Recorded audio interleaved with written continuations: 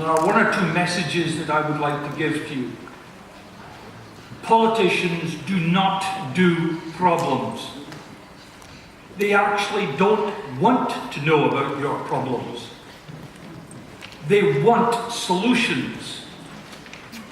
And if you don't come to them with real, genuine solutions that they can act upon, you're going to get the same result as you get in your own national countries.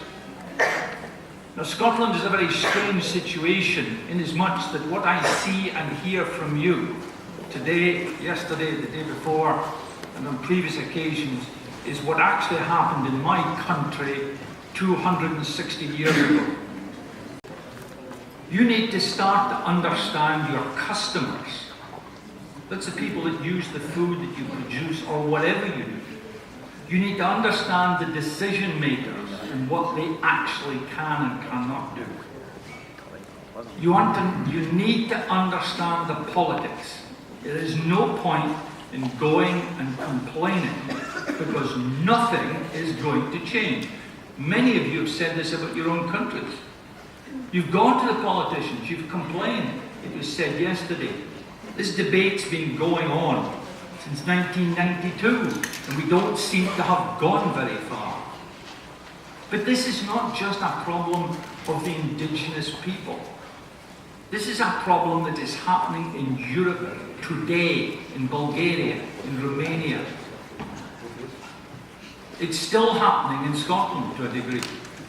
Message: understand your customers, understand your decision makers, understand what you can and cannot do. And do remember, you are going to have to educate the people that make those decisions. Thank you very much. Des peuples. En conséquence, il appelle. Suivent 20 propositions.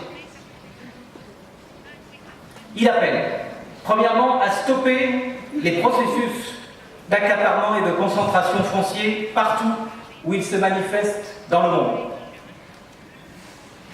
2. Il appelle à restituer le plus rapidement possible les terres injustement spoliées aux populations déplacées et non compensées à la hauteur du préjudice subi. 3. Il appelle à corriger les inégalités d'accès à la terre et aux ressources naturelles, l'eau, les ressources forestières et pastorales, les espaces de pêche, par la relance de politiques redistributives et en particulier la réforme agraire.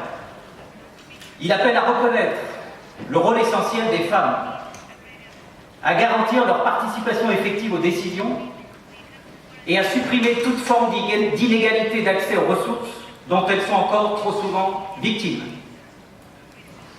Il appelle à faciliter l'accès à la terre et aux ressources naturelles aux jeunes pour qu'ils puissent en vivre dignement. Et il appelle à promouvoir un dialogue entre générations de façon à concilier transmission des savoirs locaux et autonomisation des jeunes. Il appelle à mettre en place des outils de régulation pour décourager la concentration foncière, politique fiscale, mécanismes d'intervention sur les marchés de la terre, de la location et des parts de capitaux. Il appelle à faire en sorte que les gouvernements s'engagent à faire appliquer dès maintenant les directives volontaires pour une gouvernance responsable des régimes fonciers applicables aux terres, aux pêches et aux forêts dans le contexte de la sécurité alimentaire nationale et à promouvoir la mise en place d'observatoires autonomes du foncier. Il appelle à engager dès maintenant un processus destiné à transformer ces directives en engagement obligatoire des États et des institutions internationales. Il appelle à décourager la constitution de très grandes unités de production spécialisées, fortement mécanisées, faisant largement appel aux intrants de synthèse et à l'énergie fossile, et reposant sur l'exploitation de la force de travail salariée. Il appelle à remettre l'agriculture familiale et paysanne au centre des politiques publiques, à reconnaître son efficacité, sa capacité à augmenter la production alimentaire, à générer de l'emploi et à réduire la pauvreté tout en préservant les écosystèmes. Il appelle à garantir que la terre, disponible en quantité limitée, puisse avoir la fonction sociale de produire de façon durable le plus possible d'aliments et de richesses par unité de surface. Il appelle à réorienter l'ensemble des soutiens publics directs et indirects vers l'agriculture familiale et paysanne, notamment vers les systèmes de production agroécologique. Il appelle à promouvoir des politiques commerciales permettant aux petits producteurs de vivre dignement de leur travail. Il appelle à consulter les citoyens sur l'opportunité de la mise en place de traités de libre-échange qui risquent de ruiner les producteurs les moins bien dotés en terres, en ressources naturelles et en équipements, et qui risquent de violer le droit des populations à assurer leur souveraineté alimentaire. Il appelle à promouvoir la gouvernance des territoires par les populations qui y vivent, en particulier les peuples indigènes, en permettant aux communautés de définir les règles et les droits d'usage de leurs communs et de mettre en œuvre les modes de vie les plus conformes à leurs choix techniques, écologiques, économiques et culturels. Il appelle à faire cesser immédiatement la répression dont sont encore trop souvent victimes ceux qui luttent pour un accès plus équitable à la terre et aux ressources naturelles, et à appuyer partout où ils se manifestent les mouvements de paysans pauvres, de paysans sans terre, de pêcheurs, de peuples indigènes, de femmes et de jeunes qui luttent pour leurs droits. Il appelle à poursuivre et à unifier les luttes qui se sont exprimées au cours de ce forum.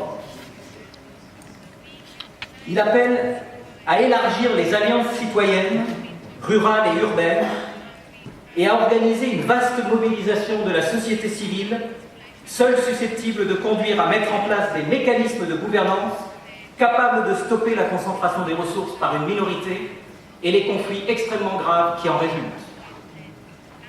Il appelle à créer, au sein des Nations Unies et de leurs agences spécialisées, une institution indépendante garante des intérêts des générations à venir. Enfin, le FMAD demande aux institutions internationales, FAO, CSA, ONU, de convoquer, dans la continuité de la conférence internationale sur la réforme agraire et le développement rural de 2006 et dans la continuité du FMAT de 2016, une nouvelle conférence mondiale des gouvernements et de la société civile sur la question de l'accès à la terre et aux ressources naturelles. Je vous remercie.